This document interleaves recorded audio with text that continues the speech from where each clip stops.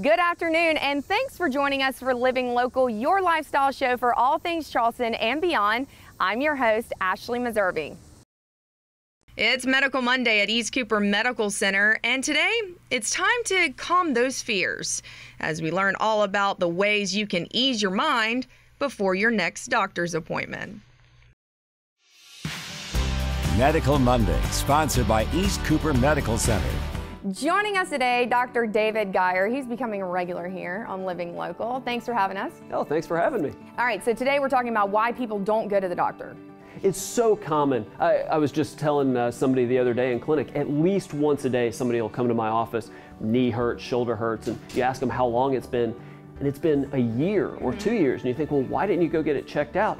And people seem to think, well, I'll give it a week, I'll give it a few weeks, which is great. And then they realize after a certain point, it's not getting better. And so I think it's really important at some point, if you're not able to do what you want to do, go get it checked out. Talk about the fact that people really just need to trust their body too a lot of times. I mean, I know we have hypochondriacs out there who just believe that they get injured just walking across the street, but sometimes it can actually, they're literally making it much worse, right? Absolutely. I mean, sometimes, that pain is actually a sign of a real injury. And I get it. You don't want to stop your sport. You don't want to stop your exercise. And you're afraid that, go to an orthopedic surgeon or a sports medicine doctor, we're going to shut you down. But if anything, we want to get you back to it. We just want you to do it safely. So knowing what it is can go a long way into helping us get you there. Okay, talk about some of the older folks at home who don't really realize how much medicine's evolved, though, too. I mean, you have more options now than you ever have, right? Absolutely. I mean, if you look at even the old football players from the 60s and 70s,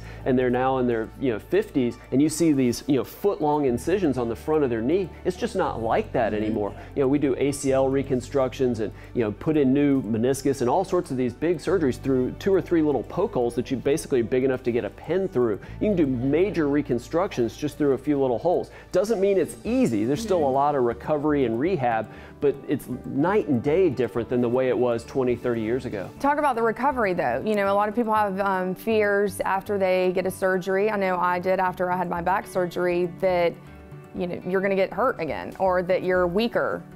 Absolutely. What are some of the ways that you can kind of ease their mind about that? It's so common. It's great that you brought that up because we see that even in the high school and college, even in the pro athletes, they don't know how their body's going to respond when they try to exercise, when they try to play their sport. So I think that's where something like this, getting into physical therapy, working on some of those movements that you do in your sport and your exercise to test it out and get more confident on it. But they can help get your strength back and your motion back, things that are really hard to do on your own. So I think it's a lot of hard work, but having something like physical therapy to get you a little bit further, very, very important. And you mentioned confidence. I always believe that if you believing you're going to get hurt, you're going to get hurt. Talk about really that added, experience you have with your patients and why it's important that they regain that type of confidence. Yeah, it's so important. And the trick is, it's hard sometimes to instill confidence. Sometimes you can kind of see it in the follow-up visits. They seem really apprehensive when you start talking about the timeline of return to play.